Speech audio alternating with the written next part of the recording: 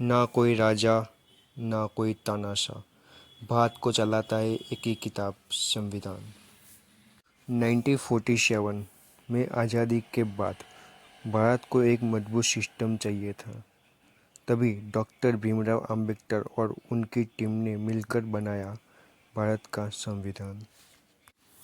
ये संविधान हमें देता है हमारे अधिकार, जैसे बोलने की आज़ादी, बराबरी का हक और न्याय, और साथ ही दिखाता है हमारी जिम्मेदारियां भी। सोचिए, अगर संविधान ही ना होता तो ना बराबरी हो पाती, ना इंसाफ हो पाता, ना सही नियम ले पाते। इसलिए संविधान को एक किताब नहीं कहा जाता, हमारे देश की आत्मा है। अभी संविधान को समझने के लिए हम आगे बढ़ते हैं। ठीक है, हम भारतीय संविधान का अनुच्छेद 47 आर्टिकल 47 विस्तार से समझते हैं, कहानी आधारित और उदाहरण के साथ, ताकि यह आसानी से याद रहे। अनुच्छेद 47 मूल विवरण। संक्षेप में, अनुच्छेद 47 कहता है कि राज्य का कर्तव्य है कि वह अपने नागरिकों की स्वास्थ्य स्थिति सुधारने के लिए विशेष प्रयास करे और मांसाहार, अशुद्ध और अस्वास्थ्यकर मांस को कम करने की नीति अपनाए। यह अनुच्छेद directive principles of state policy (DPSP) का हिस्सा है, यानी यह राज्य के लिए मार्गदर्शन है जो नागरिकों के लिए स्वास्थ्य और पोषण सुनिश्चित करने में मदद करता है। वैधानिक शब्दों में, the state shall regard the raising of the level of nutrition and the standard of living of its people and the improvement of public health as among its primary duties, and, in particular, the state shall endeavor to bring about prohibition of the consumption, except for medicinal purposes, of intoxicating drinks and of drugs which are injurious to health. कहानी आधारित समझ।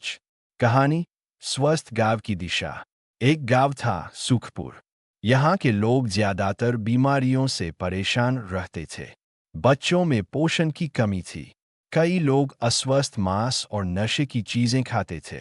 एक दिन गांव में नया प्रधानमंत्री आया। उसने सोचा, अगर गांव के लोग स्वस्थ नहीं रहेंगे तो कैसे गांव आगे बढ़ेगा। प्रधान ने 3 कदम उठाए। स्वास्थ्य केंद्र खोला, हर घर में डॉक्टर पहुंचे। स्वस्थ आहार अभियान, लोगों को बताया कि ताज़ा और पौष्टिक भोजन जरूरी है। अशुद्ध मांस और शराब पर नियंत्रण, केवल जरूरत पड़ने पर ही दवा की तरह शराब और नशे का इस्तेमाल किया जा सकता था। धीरे धीरे गांव के लोग स्वस्थ होने लगे। बच्चों का वजन बढ़ा, बीमारियां कम हुई और गांव खुशहाल बन गया। इस कहानी से समझिए, आर्टिकल 47 का उद्देश्य भी यही है, राज्य नागरिकों के स्वास्थ्य और पोषण का ध्यान रखे। यह कानून नहीं बल्कि राज्य के लिए मार्गदर्शन, डायरेक्टिव है। इसे लागू करने के लिए कई योजनाएं बनाई जा सकती है, जैसे मिशन पोषण, शराब वर्जन, स्वास्थ्य केंद्र।